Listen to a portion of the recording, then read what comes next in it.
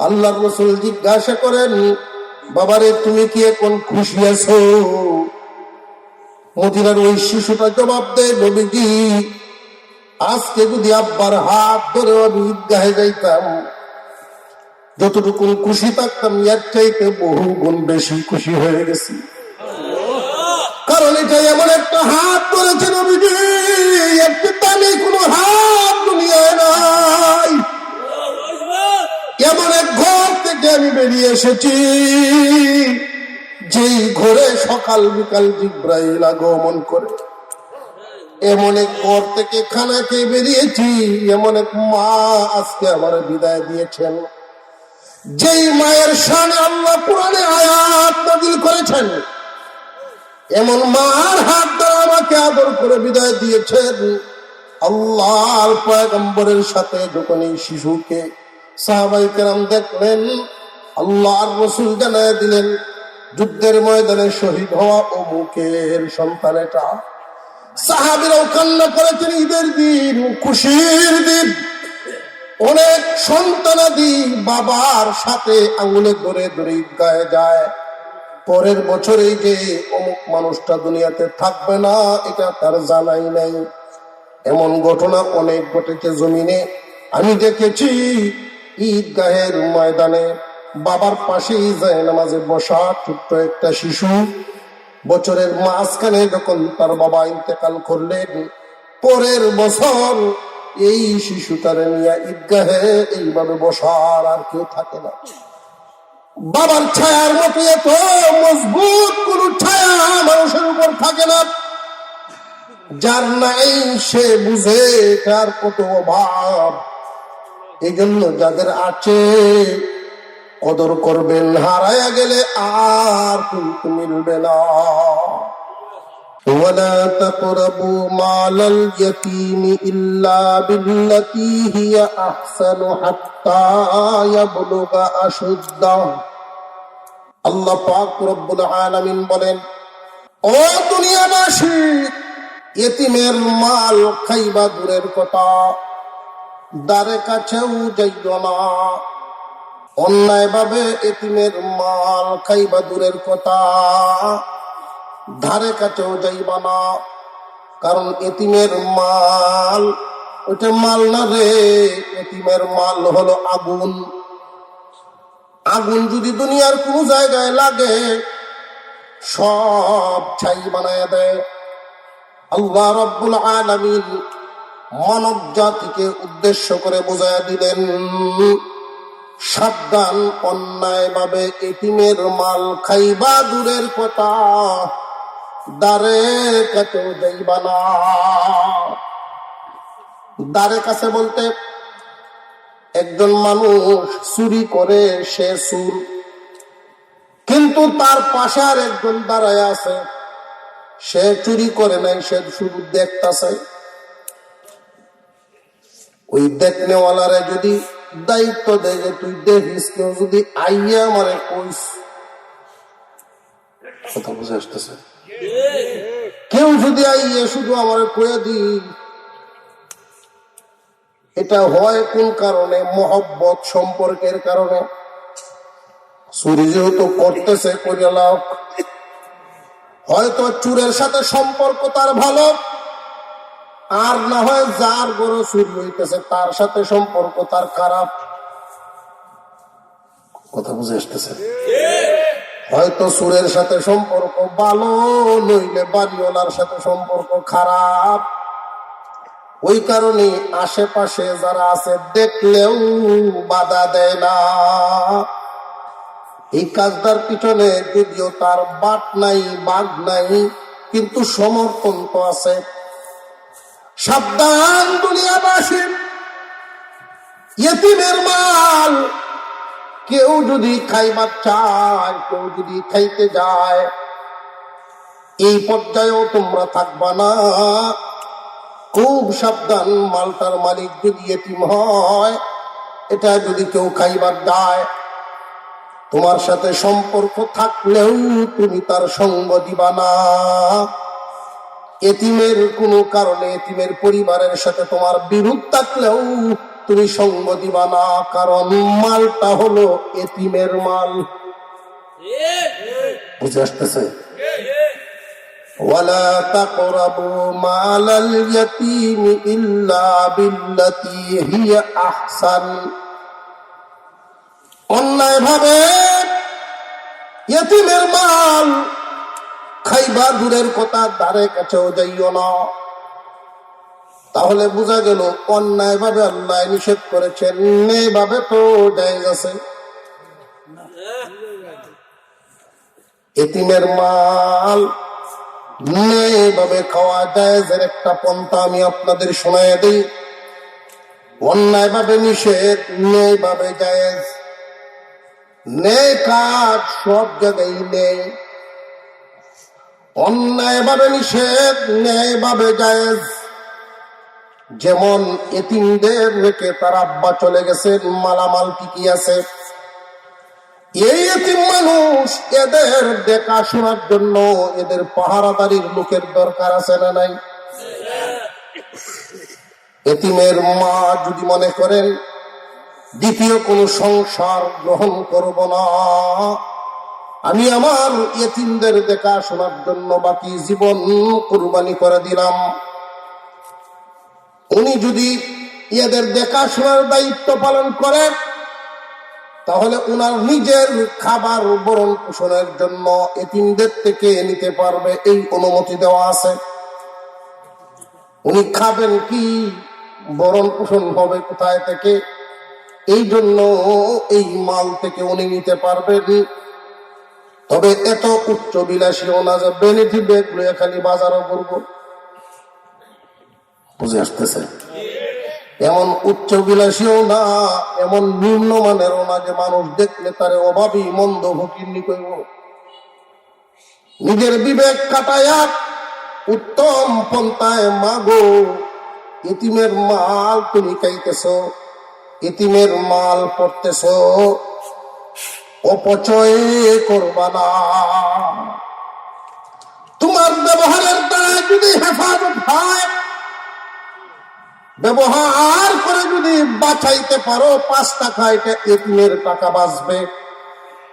অপচয়ের জন্য যদি খরচ বাড়ে 5 টাকা, এতিমের মাল নষ্ট করার অপরাধ হবে। যেটা না হইলেই না, ওইটাই তুমি ব্যবহার করবা। অন্যায় ভাবে এতিমের মাল খাওয়া তো দূরের কথা, দ্বারে কাছেও যাইবা না। ন্যায় ভাবে এতটুকুন জায়েজ আছেন, এর বেশি হবে না। এই মালের দেখাশোনা করা, এতিমদের মানুষ করার দায়িত্ব নেওয়া। কোনো বেদবা নারী যদি বা কোনো ব্যক্তি যদি চান এদের দায়িত্ব পালন করবেন, বিশাল সম্পত্তি, এটা দেখাশোনার হিসাব নিকাশের ব্যাপার আছে না নাই? এতিমের মালের দায়িত্ব, এতিমের মাল হেফাজতের দায়িত্ব গ্রহণ করলেন যিনি, হোক বাচ্চাদের মা অথবা চাচা, মামা, দাদা, যেই হোক না কেন, কোন একজন জিম্মাদার যখন হবেন, মালামালের হেফাজত করবেন, এদের জানের নিরাপত্তার হেফাজত করবেন, এদের ভবিষ্যৎ নিশ্চিত করার নিরাপত্তা দিবে। এর বিনিময়ে এখান থেকে কিছু খাইবে, গ্রহণ করবে। নির্ধারিত হবে যতটুকুন তার ভরণ পোষণের জন্য লাগে এতটুকুন নিতে পারে। হাত্তা ইয়াবলুগা আশুদ্দাহ, ইয়েতিমরা তাদের পরিপূর্ণতায় পৌঁছার আগ পর্যন্ত। পরিপূর্ণতা বলতে মানুষ এতিম তাকে বালেগ হওয়ার আগ পর্যন্ত, বালেগ হওয়ার আগ পর্যন্ত মানুষকে এতিম বলা হয়। যদি নির্দিষ্ট না থাকতো সময়টা, তাহলে আমরা এখানে যারা আছি অনেক এতিম বাই দেব, বহু এতিম আছে, বুড়া এতিম, যুবক এতিম, কত এতিম বাড়ি, সবাইকে এতিম। শরীয়তের দৃষ্টিতে বালেগ হওয়ার আগ পর্যন্ত ছেলেরা এতিম থাকবে, আর মেয়েরা বিয়ের আগ পর্যন্ত এতিম। মেয়েরা হবে বিয়ের আগ পর্যন্ত, কারণ তার যেহেতু বিয়ে হয় নাই, বাবা ছিলেন তার উপরে ছায়া, বাবাও নাই। বিয়ের আগ পর্যন্ত ইয়েতিম মেয়েটা, যেদিন বিয়ে হলো এতিমের হুকুম রহিত হলো। এতিম সন্তানদের প্রতি জাতির কর্তব্য কি, দায়িত্ব কি? ধনী হোক আর গরিব হোক, কোন এতিমের মাথায় যদি কেউ হাত বোলায় দেয়, হাতের নিচে যতগুলো চুল পরে এতটুকু নেকি তার আমলনামায় ওঠানো হয়। আর কারণ আমার আপনার নবীকে আল্লাহ এতিম বানায় দুনিয়ায় পাঠাইছিলেন। আল্লাহর দয়া হামেশা নবীদের উপরে আল্লাহ দিয়া রাখতেন। আলাম ইয়াজিদকা ইয়াতীমান ফাআওয়া। ও দোস্ত আমার, আপনি কি এতিম ছিলেন না? আপনি তো এতিম ছিলেন, আমি আপনাকে এতিম অবস্থায় পাইছি, অভিভাবক জায়গায় জায়গায় বানায় দিছি। আপনি যেখানে গেছেন আমার রহমতও সেখানে পাঠায় দিছি, যেন আশপাশের মানুষ, পরিবারের মানুষ আপনার ভক্ত হইয়া যায়। আর খাদিজার কাছে বিচার আসছে, খাদিজাতুল কুবরার কানে বিচার। কি বিচার? ওই যে কুরাইশদের সর্দার আবু তালেব একটা বালক দিয়ে গেল ছাগল বকরি রাখালি করার জন্য। আপনি নতুন একটা নিয়োগ দিলেন, গড় বানায়া ছাগল বকরি বেড়া তার আন্ডারে যেগুলো দিলেন, লালন পালনের যেই সুরত মালকিন, আপনি লাভবান হবেন না। কেন? যে খাওয়া দাওয়া তো বেশি করায় না, খাওয়ায় না বেশি। দেখছি সামান্য একটু সময় খায় ছাগল বকরি বেড়া, সারাটা দিন ওই মুহাম্মদ নামক বালক বৈশা থাকে, আর সব ছাগল বকরি বেড়া তারে চতুর্দিক দিয়ে বের দিয়ে বসে থাকে।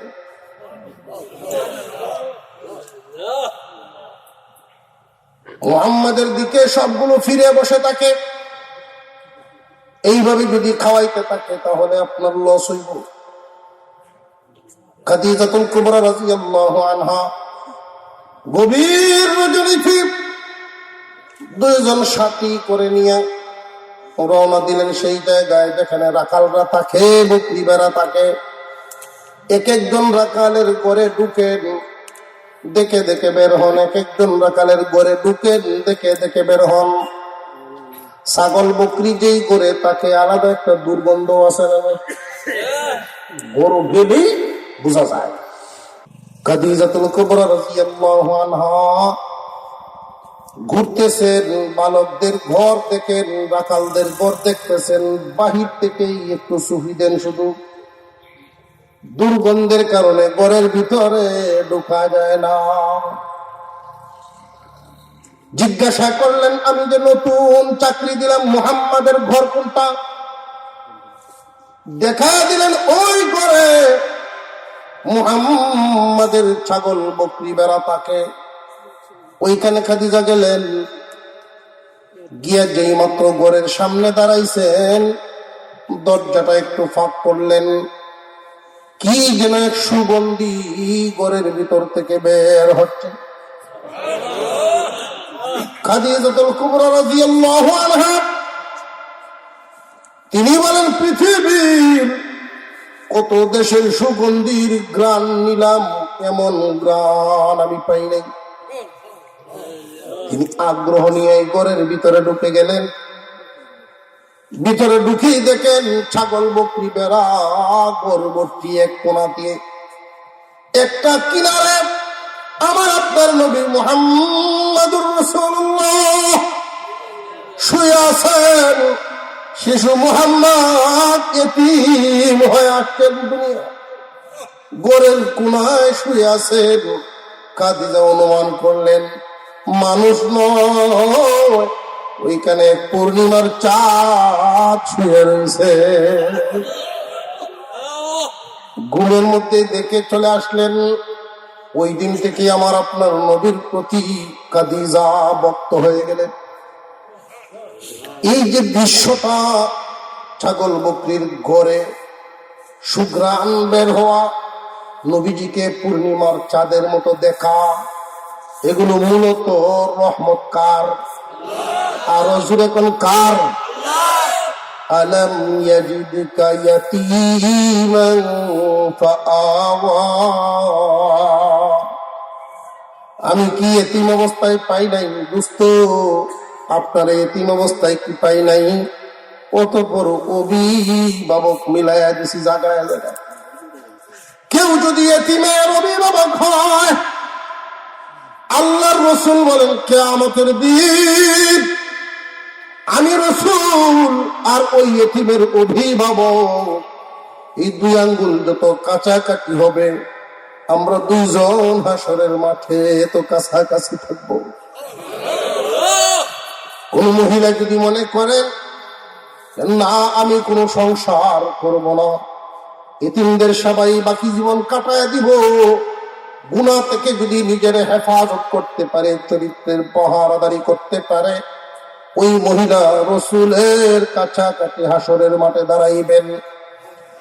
চাচা মামা দাদা যারা আছেন, তারা যদি এতিমের অভিভাবক হন, তারাও সেই মর্যাদার ভাগীদার হবেন। তবে মালগুলো যেন এতিমের মালামালের হেফাজত যেন ঠিক মতে হয়। বর্তমান সময়ে ধর্মীয় জ্ঞান মানুষের মধ্যে তুলনামূলক কম থাকার কারণে অনেকে না বুঝে এতিমের মাল খায়া ফেলে। কেমনে খায়?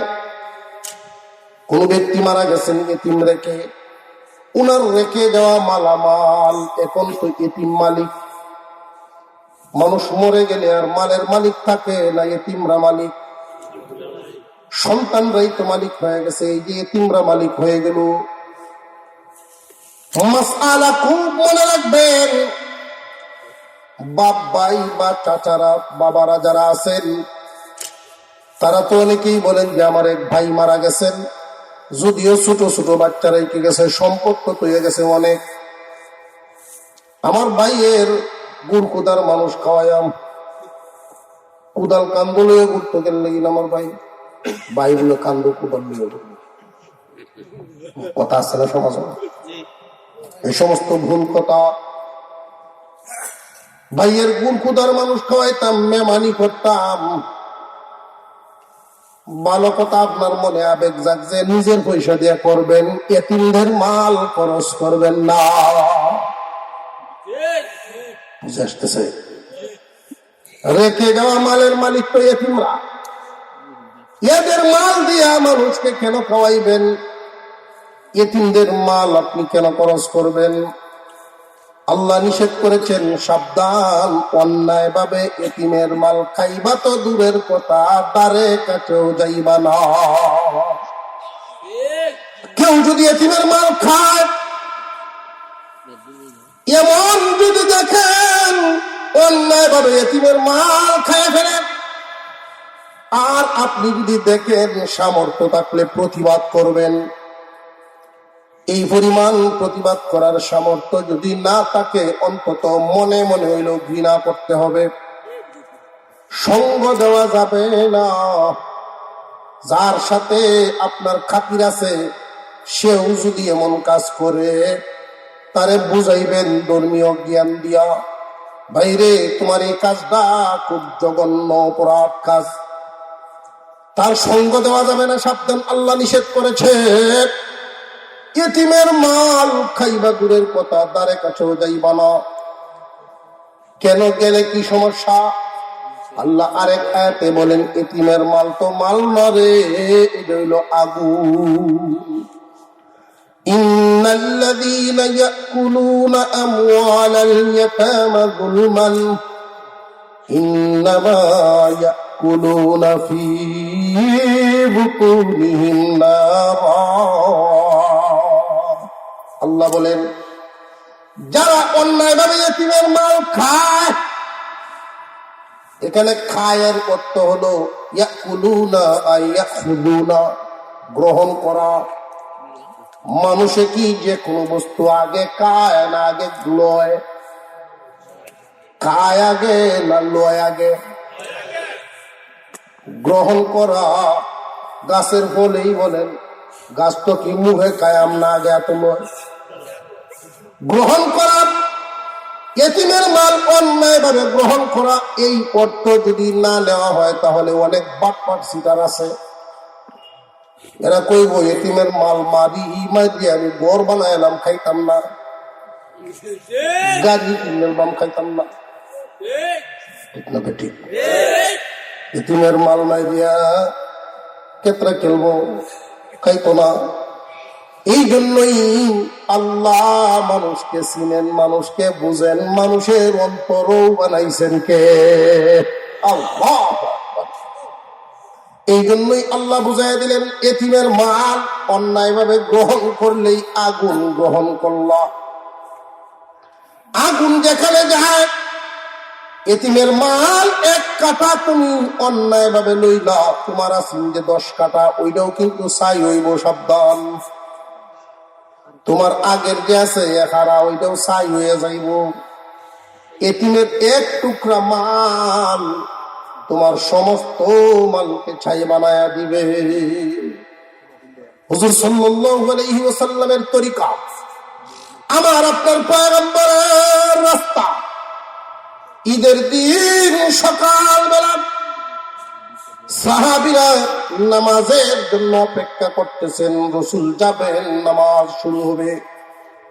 হুজুর সাল্লাল্লাহু আলাইহি ওয়াসাল্লাম হুজরা থেকে বের হলেন, যেই মাত্র সামনের দিকে যাইতেছেন, রাস্তায় গিয়া পাইলেন একটা শিশু, মদিনার শিশু, বড় বুঝদার শিশু, বয়স কম কিন্তু বুঝ অনেক বেশি। মদিনার শিশু রাস্তায় দাঁড়ায় কান্দেন।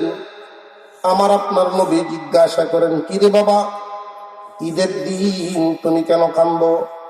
গোসল করো নাই, কোন জামাও পরো নাই, তোমার বাবার নাম কি, তোমার মা বাবা কই? শিশুটাই বলে, হুজুর আমি জানি আপনি এই রাস্তা দিয়ে যাবেন, এই আশা এখানে দাঁড়ায় আছি গো নবীজি। আমার আব্বা যুদ্ধের ময়দানে শহীদ হয়ে গেছেন, আমার আব্বা নাই, আমি এতিম হয়ে গেছি। আমার বাবা জিহাদের ময়দানে শহীদ, আমার মা অন্যত্র বিয়ে বসে গেছেন, আমাকে কেমনে লালন পালন করবেন? আমাকে ছেড়ে দিয়েছেন, অন্যত্র বিয়ে বসে গেছেন গে নবীজি। আল্লাহর পয়গম্বরের চোখের কোনায় পানি এসে গেছে। নবীজি বলেন, তুমি কি কিছু খাও নাই? আসো আমার সাথে, তুমি চলো। নবীজি আর নামাজ কানার দিকে যান নাই, এই এতিম শিশু নিয়ে ফেরত আসা শুরু হইলেন। চলে আসলেন হুজরার কাছে। হুজরার সামনে থেকে ডাকতেছেন, আয়েশা, আল্লাহ তোমাকে সন্তানাদি দেন নাই, আজকের জন্য এই শিশুরে তোমার সন্তান মনে করে তারে গোসল করায়া দাও, কাপড় পরায়া দাও, পরনের কাপড়গুলি গুছায়া তার মাথার চুলটা একটু বাস করে দাও, তার মুখে খাবার উঠাও। আম্মাজান আয়েশা সিদ্দিকা রাদিয়াল্লাহু আনহা এই এতিমকে গোসল করাইলেন, পরনের কাপড়টার একটু বাস করে চুলটা আশ্রয় দিলেন। যখন পেট ভরে খাবার খাওয়াইলেন, রসুলের আঙ্গুল মুবারকের মধ্যে ধরে নবীজির সাথে ঈদগাহের দিকে যাওয়া শুরু করলেন। আল্লাহর রসুল জিজ্ঞাসা করেন, বাবারে তুমি কি এখন খুশি আছো? মদিনার ওই শিশুটা জবাব দেয়, নবীজি আজকে যদি আব্বার হাত ধরে আমি ঈদগাহে যাইতাম, যতটুকু খুশি থাকতাম এর চাইতে বহু গুণ বেশি খুশি হয়ে গেছি। কারণ এটা এমন একটা হাত ধরেছে নবীজি, একটু দামি কোন হাত দুনিয়ায় নাই। এমন এক ঘর থেকে আমি বেরিয়ে এসেছি, যেই ঘরে সকাল বিকাল জিব্রাইল আগমন করে। এমন এক ঘর থেকে খানা খেয়ে বেরিয়েছি, এমন এক মা আজকে আমার বিদায় দিয়েছেন, যেই মায়ের শানে আল্লাহ কোরআনে আয়াত নাযিল করেছেন। এমন মার হাত দ্বারা আমাকে আদর করে বিদায় দিয়েছেন। আল্লাহর পয়গম্বরের সাথে যখন এই শিশুকে সাহাবায়ে কেরাম দেখলেন, আল্লাহর রাসূল জানায় দিলেন, যুদ্ধের ময়দানে শহীদ হওয়া অমুকের সন্তান এটা। সাহাবীরাও কান্না করেছেন, ঈদের দিন, খুশির দিন। অনেক সন্তানাদি বাবার সাথে আঙুলে ধরে ধরে ঈদগাহে যায়, পরের বছরেই যে অমুক মানুষটা দুনিয়াতে থাকবে না এটা তার জানাই নাই। এমন ঘটনা অনেক ঘটেছে জমিনে। আমি দেখেছি ঈদগাহের ময়দানে বাবার পাশেই যায় নামাজে বসা ছোট্ট একটা শিশু, বছরের মাঝখানে যখন তার বাবা ইন্তেকাল করলেন, পরের বছর এই শিশুটারে নিয়ে ঈদগাহে এইভাবে বসার আর কেউ থাকে না। বাবার ছায়ার মতো এত মজবুত কোন ছায়া মানুষের উপর থাকে না। যার নাই সে বুঝে তার কত অভাব। এই জন্য যাদের আছে কদর করবেন, হারায়া গেলে আর কিন্তু মিলবে না। যাদের সন্তানাদি এতিম হয়ে যায়, এদের প্রতি দয়ার চাদর প্রশস্ত করে দিবেন। আল্লাহ আপনার সন্তানকে হেফাজত করবেন। আপনি যদি এতিমের প্রতি দরদি হন, না বুঝে না জেনে অনেক মানুষ অনেক জঘন্য অপরাধ করে ফেলে। এতিমদের নামে বাজেট হওয়া, সরকারি খাদ্য পর্যন্ত মানুষ আত্মসাৎ করে ফেলে। এতিমদের নামে, বিধবার নামে কাঠ আসবে, বাদ করাইবে টাকা নেই। মানুষের বিবেক আজকাল এতটাই ইন্তেকাল করেছে, বিবেক মারা গেছে মানুষের। যে বৃদ্ধ মানুষদের সামান্য মন থেকে দোয়া পাইলে আল্লাহ খুশি হন, সেই বৃদ্ধ মানুষগুলোর থেকে টাকা নিয়ে কাট করে, বিধবার কাট করে দেয়, টাকা নেই। এই বিধবার পাশে দাঁড়াইলে আল্লাহর রাসূল বলেন সে আমার সাথে হাসরে দাঁড়াবে। অথচ মানুষ দুনিয়ার জমিনে নেক কাজ নেকির আশায় করে না। যেই কাজে নেকি মিলে সে সেই কাজটারে দুনিয়ার জন্য খায় গিলে। মুহতারাম হাজিরিন, আল্লাহর রাসূল সাল্লাল্লাহু আলাইহি ওয়াসাল্লাম ঘোষণা করেছেন জমিনের মধ্যে যত ঘর বসবাস আছে, এর মধ্যে যেই ঘরে এতিম আছে এই ঘরটা উত্তম ঘর। যেই ঘরে এতিম লালিত পালিত হয়, কোন যুবক ভাই যদি এখানে থাকো, তোমার ছোট কোন ভাই বোন রেখে তোমার আব্বা মারা গেছেন, তোমার হুকুম এতিম না, কিন্তু তার হুকুমটা এতিমের। ওই এতিমকে তুমি তোমার ভাইয়ের আদরও দিবা, বাবার অভাবটাও মুছে দিবা।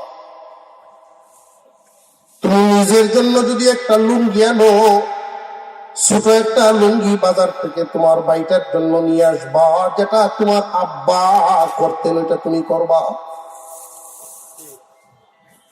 এইভাবে মনোভাব নিয়ে যদি তুমি তোমার ভাইয়ের এই এতিমত্বটা দূর করো, আল্লাহ তোমার উপর রিজিক বৃদ্ধি করে দিবেন, রিজিকের প্রশস্ততা বাড়ায়া দিবেন। যে রাস্তায় রিজিক বাড়ে আমরা ওই রাস্তায় চলি না, আমরা চলি উল্টা পথে, যেখানে আল্লাহর নারাজি আসে। সাবধান সাবধান, সুযোগের সন্ধানী হয়ে যদি কেউ এতিমের মাল গ্রহণ করে ফেলে, এতিমকে ঠকায়া দেয়, বাবার রেখে দেওয়া সম্পদ বন্টন করার ক্ষেত্রে এতিমদেরকে ঠকায়, নিজেরা জিতে দামি দামি জায়গাগুলো নিয়ে নেয়। একজন আছেন না নাই দেখার মতো? আরো জোরে কোন আছেন না নাই? আল্লাহ রব্বুল আলামিন এমন করে দিতে পারেন, তোমার নেস্তেনাবুদ করবেন। ভবিষ্যতে কোন সময় এই এতিমরা জমিনে প্রতিষ্ঠিত হবে, আর তুমি অসহায় হইয়া তাদের দুয়ারে দুয়ারে ঘুরবে। আল্লাহ পারে সব। মুহতারাম হাজিরিন, এতিমের মাল খাবো তো দূরের কথা, দ্বারে কাছেও যাব না। এতিমদের মাল 15 বছর বয়স হওয়ার আগ পর্যন্ত তার জিম্মাদারেরা হেফাজত করবে। যখন বয়স 15 হয়ে যাবে, এতিমের মাল এতিম বালেগ হওয়ার পরে তোমাদের হাতে রাখবা না, এতিমদের বুঝাইয়া দিবা। কিন্তু যদি বোঝা যায় এতিমের আকল বুদ্ধি এই পরিমাণ হয় নাই, মালামাল হেফাজত করতে পারবে না, দুষ্ট লোকেরা তারে ভুল বুঝাইয়া চক্রান্তে ফেলাইয়া মাল নিয়ে যাবে। এই হালতে হানাফি মাযহাবের মাসআলা হলো, ইমামে আজম আবু হানিফা রাহমাতুল্লাহি আলাইহি বলেন, এমত অবস্থায় মালিক জিম্মাদারের উচিত হলো 25 বছর বয়স পর্যন্ত অপেক্ষা করো। এর ভিতরে তার জেহেন শক্তি যদি ফিরে আসে, পূর্ণতা আসে, তাহলে তো ভালো। আর যদি না আসে, বুঝবা তার তকদিরে নাই। তার তকদিরের উপরে তো তোমার কোনো হাত দেওয়ার ক্ষমতা নাই। এই হালতে তুমি গার্জিয়ান, কিন্তু এই মালের লোভ করবা না, সাবধান।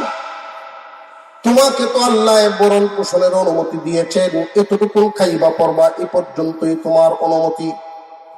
মালের মালিক হওয়ার চিন্তা ভাবনা তুমি কোনো সময় করবা না। 25 বছর বয়স যখন তার হবে, বুদ্ধিমান একটা মেয়ে দেখে তার বিয়ে করায় দাও। বিয়ে করানোর পরে সংসার পাতায়া এই মাল তাদের হাতে বোঝাইয়া দিবা, তকদিরের উপরে ছেড়ে দিবা। ভাগ্যে যদি থাকে মাল থাকবে, নইলে হাত ছাড়া হয়ে যাবে, এতে তুমি আসামি হবে না। 25 বছর পর্যন্ত তারে হেফাজত করা। ইসলামী শরীয়ত বিধি বিধান পরিপূর্ণভাবে রেখেছেন। নবী পরিবর্তন হয়েছে, কিন্তু বিধান পরিবর্তন হয় নাই। এতিমদের প্রতি যুগে যুগেই মানুষ কম বয়সে মরে, বেশি বয়সেও মরে। যদি এতিম সন্তান রেখে কেউ মারা যায়, এদের মালামাল কি হবে, কেমনে হেফাজত হবে, এই হলো বিধান। মুহতারাম হাজিরিন, দ্বিতীয় বিধানটা আল্লাহ পাক রব্বুল আলামিন বলেন, তোমরা মাপে কম দিবে না।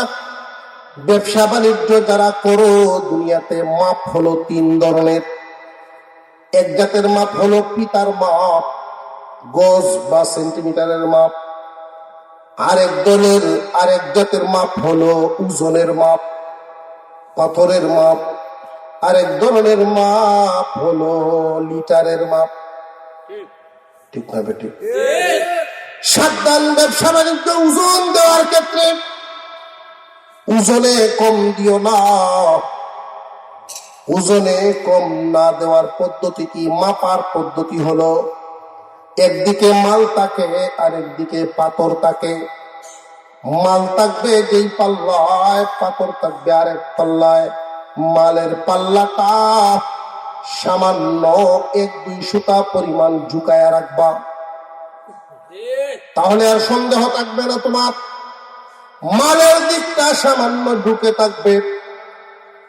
কিন্তু আজকাল অনেক মানুষ মালের দিক ঝুঁকায়া রাখলেও এটা একটা জাহিদে, জাহিদে ঝুঁকায় না, সত্যিকারের ঝুঁকাইবা। কারণ আল্লাহ দেখেন না, দেখেন না।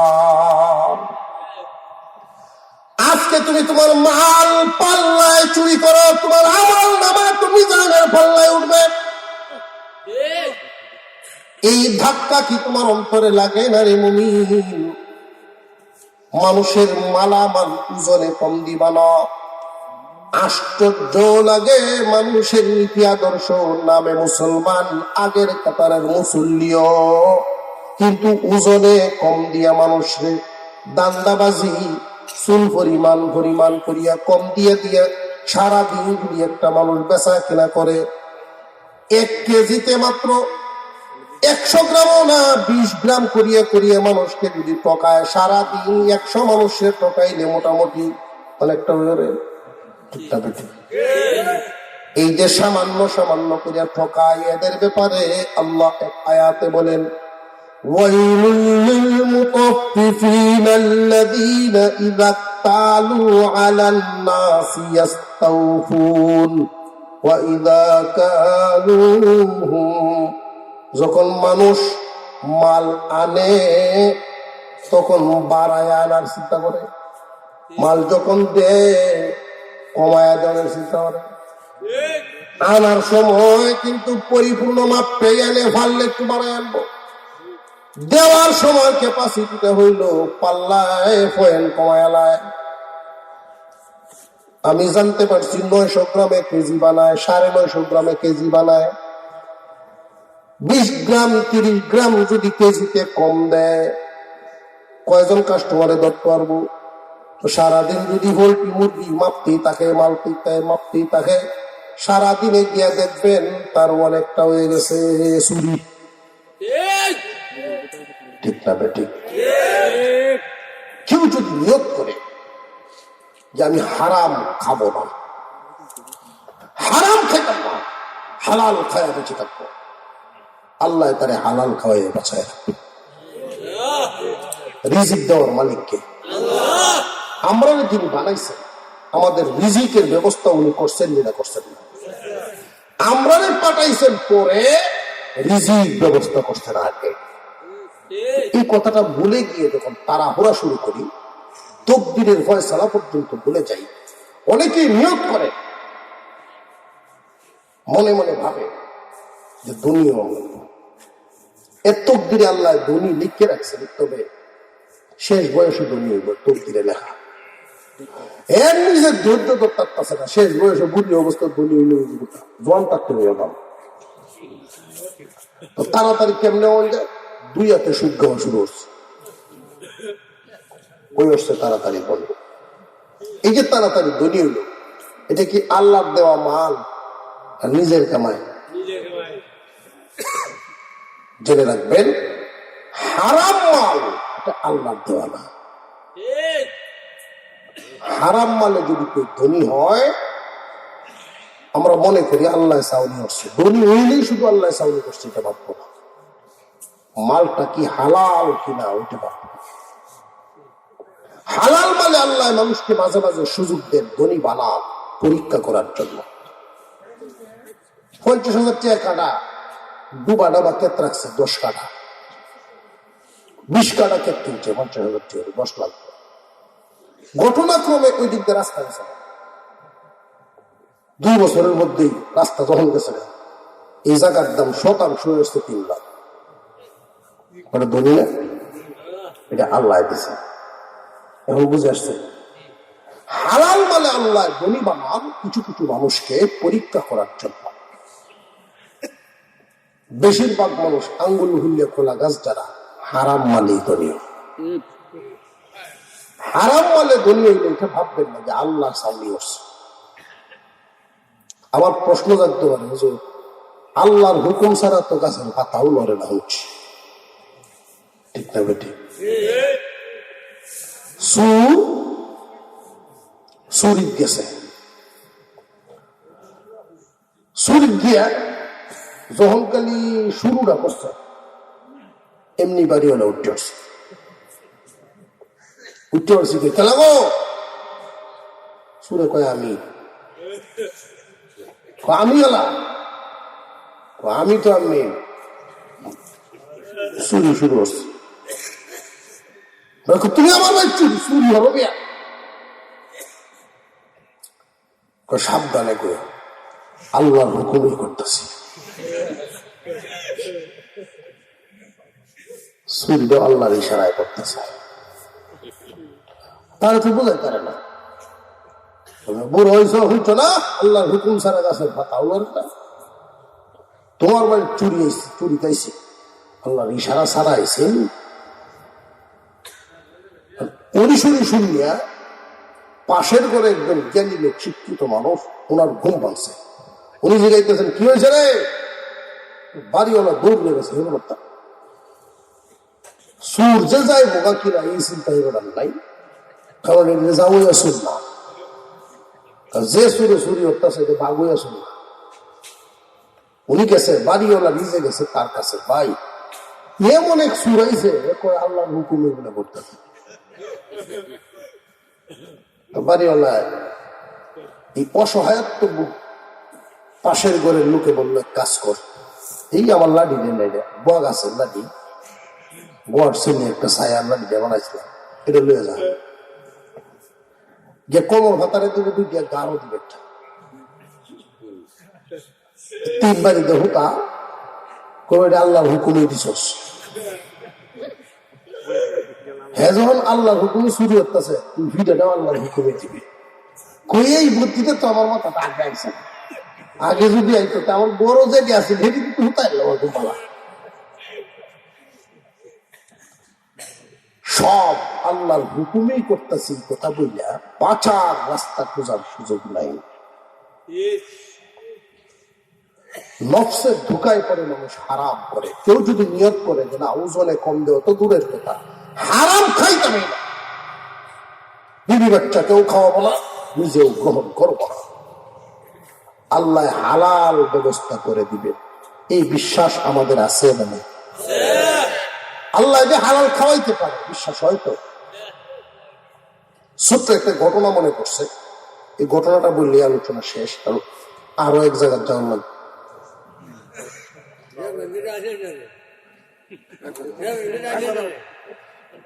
কারবার তো এটাই, মেহমান যদি আইয়ে লাগবো তার আসলে না রে, এর অর্থ এটা না যে আপনার আওয়াতে আমি বিরক্ত হচ্ছি, মহব্বতের কোয়া, আপনারা হাত দেন সব কমা হয়, অসুবিধা নেই। মুফতি সাহেব হুজুর আলোচনার বাকি আছেন, হজরত আসবেন, হুজুর আসছেন, অপেক্ষায় আছেন আলহামদুলিল্লাহ। ঘটনাটা যেহেতু মনে পড়ছে যে আল্লাহ যে তিনি ইচ্ছা করলে হালাল যে খাওয়াইতে পারবে বিশ্বাস আছে তো। বান্দা যদি সবর করে হারাম রে হালাল বানায় আল্লাহ খাওয়ায়, হালাল রে হালাল বানায়, হারাম তারে ঘুরায় হালাল বানাইতে পারে।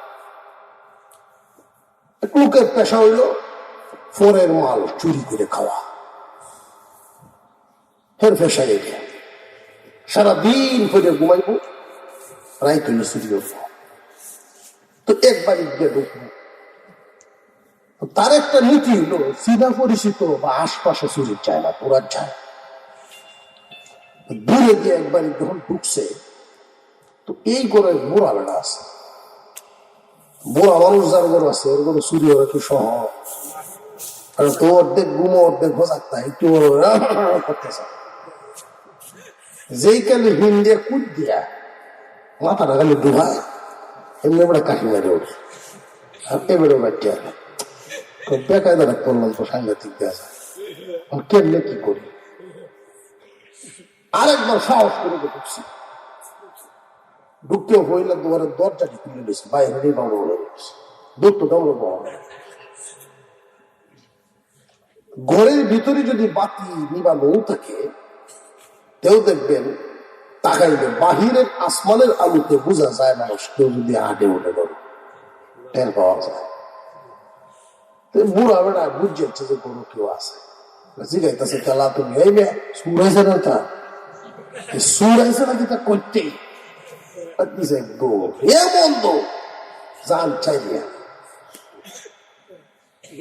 সন্ধ্যার সময় তো কাপড় চুপড় ধুয়ে আসছে, বাড়ির সাইডে কাপড় বেলা করছে, আর ভিজা কাপড় বুঝ দেখতে পারো না, মাথাকে হাওয়া আসছে কাপড়ের ভিতরে, তখন আর থামছে আল্লাহ কাপড় সাথে লইয়াই দৌড়, এক দৌড় একবারে বাড়ির সামনে গিয়ে থামছে, কাপড়টা যেটা নিচে আন্দার গুন্দার আতায় মনে হইতেছে যে একটা মিষ্টি মিষ্টি এরকম মনে হইতেছে, লয়ে দিকে অথবা ছায়ার মতো লাগছে মিষ্টি, আর মায়েরা দিলাম না, মায়েরা দেখবো বড় দরজা ছাপ দিছে, মায়া উঠছে, মাটি লাগবে বলালে তুই আর ভালো হইলে না, মায়ের তো দয়া করতেছে খুব ভালো হয়েছে, কইবা আদায় করতে হয়েছ দৌড়ান খেয়ে আসি, তুই ভালো হইলে না, তবা হত বাতিটা জ্বালাইছে মা, জ্বালায় দেখে ছায়া না জুব বালু হয়েছে,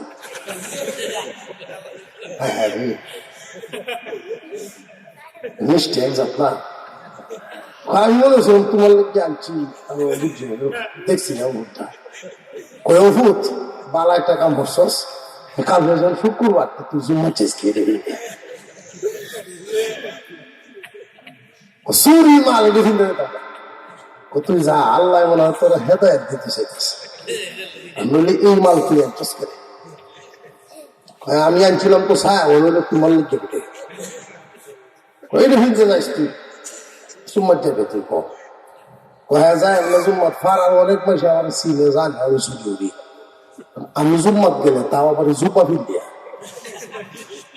সাধুরি আগা আর জুব্বা ফিলতে বাইরে সমস্যা না। আটকা যদি কোনো খান যাবো জুব্বা লুয়ে ভাগরি হুগি বাইতে যদি আটকে থাকে পয়সা আটকা নিয়ে সুরতটাতে ধরছে। এই লোক মার চাপে মার কোটায় রাজি হয়েছে, তবে নিজের মহল্লার মসজিদে হতো না। তুই দূর দূর হয়ে গেল মসজিদে যা শহর জায়গা, কিন্তু সব মসজিদে সব মুসল্লির হুজুরা চিনে কয় না, কয় না জানা। তো বাজারের এক মসজিদে জুম্মত বইছে, তাও কান্দিতে বইছে, ডরায় ডরায় আগে কান্দিতে বইছে। ইমাম সাহেব বয়ান করতেছে জুমার খুতবার আগে, মুহতারাম হাজিরিন, কেউ যদি সর্বোচ্চ 3 দিন সবুর করে হারাম না খায়, মাত্র 3 দিন ধৈর্য ধারণ করে হারাম থেকে যদি বাঁচতে পারে, আল্লাহ তারে হালাল খানা খাওয়াইবে। এই ওয়াজে তারা ধরছে, মনে মনে কয় আল্লাহ যদি 3 দিন সবুর করতে হালাল খাওয়া, আবার কি তো ভালো লাগবে চুরি হলে চুরি করতাম না। তো 3 দিন যদি আমার এই হালালের একমাত্র আল্লাহর উপরে বর্ষা করে তখন লাগে, এতেকাফের নিয়োগ করে মসজিদ, এই 3 দিন এতেকাফের নিয়োগ করে মসজিদে থাকা শুরু করলো। একদিন গেছে, এক রাত গেছে, কি তো লাগতেছে তার শর্ত হইলো কোনো মানুষের কাছেও বলা যাবে না, বাহানাও পেশ করা যাবে না, একমাত্র আল্লাহর কাছে বাহানাও করে যেতে।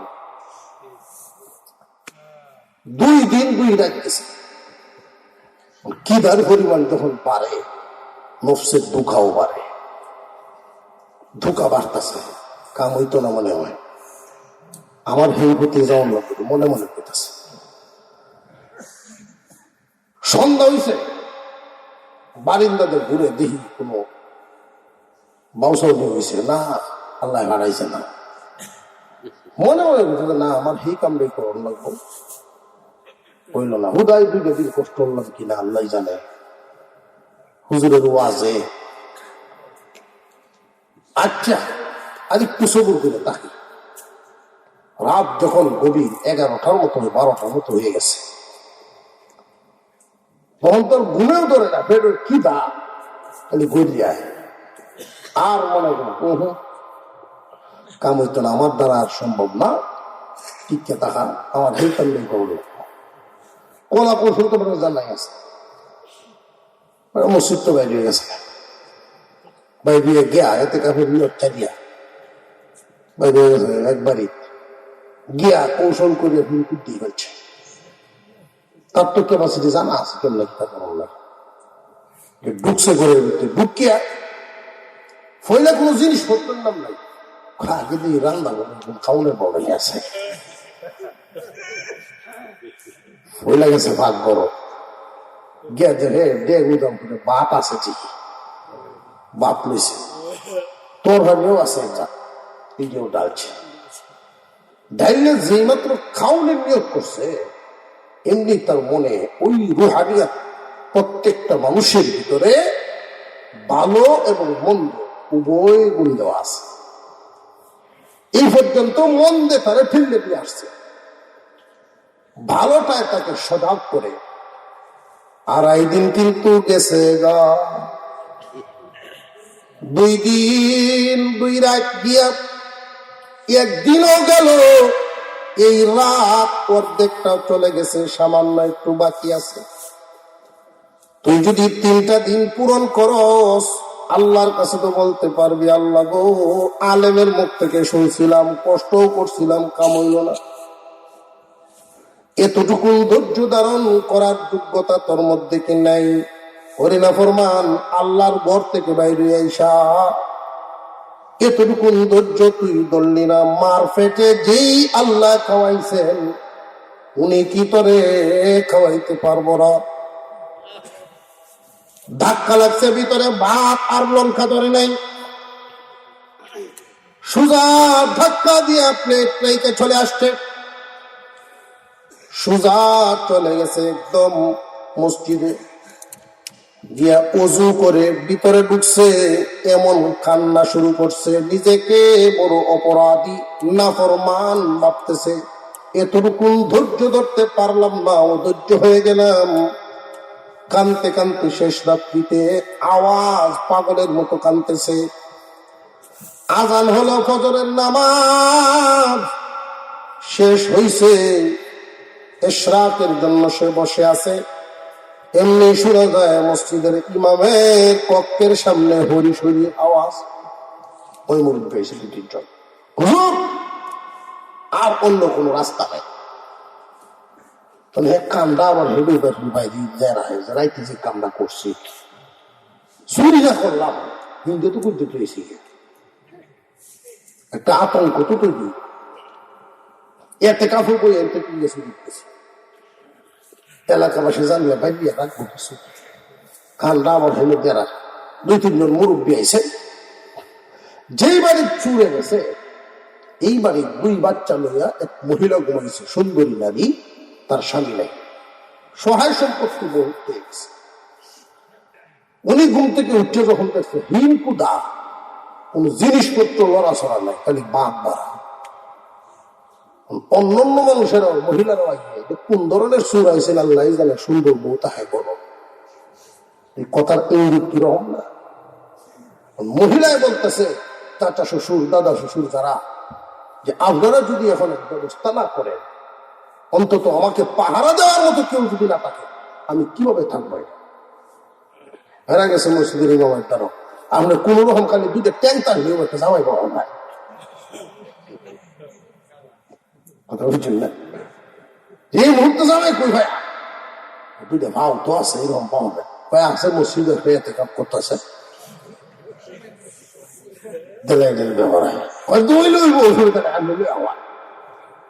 আপনারা যান, আমি আসতেছি। তার ভিতরে তো আতঙ্ক, ওরাইতে কি কামটা করছি, তার ভিতরে তো মায় আয় দাওয়াত আছে, দাওয়াত আছে, আয় লইয়া ভোট দিছে। মনে মনে রাইতে জুড়ে গেছিলাম, দিদি গেছিলাম করে যে বাড়ি দিয়েছেন সেই বাড়ি দিয়ে যখন উঠতেছে, তার তো ট্রেন চলে না। মাঝে মাঝে নিয়োগ করে দৌড় মারতাম কিনা, দৌড় মারতে চায়, যা আছে কপালে আল্লাহর ভক্ত বাইরে যখন হিম খুঁজছি, এটা তো অপরাধ, শাস্তি যদি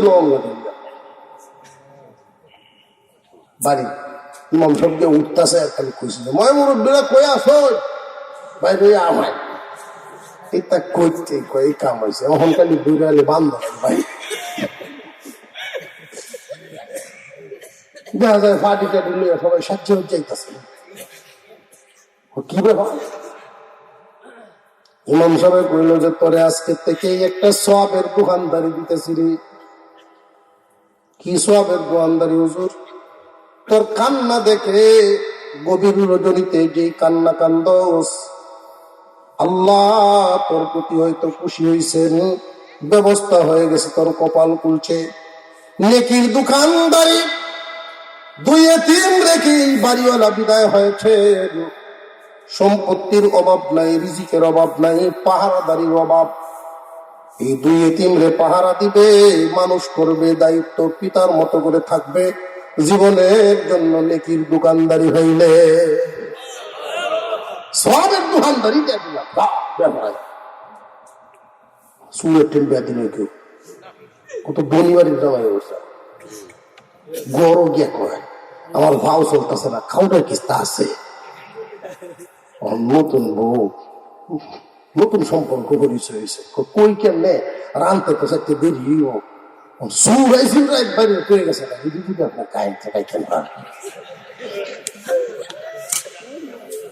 কই লই আও লই আও লই আও সামনে আনো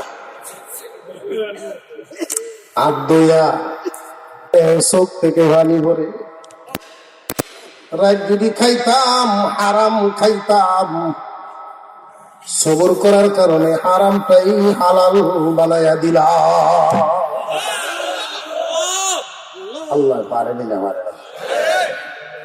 মুহতারাম হাজিরিন, এই জগতে যতদিন বেঁচে থাকবো আল্লাহ যেন হালাল পথে থাকার তৌফিক দেন, বলুন আমিন। আরো জোরে বলেন আমিন।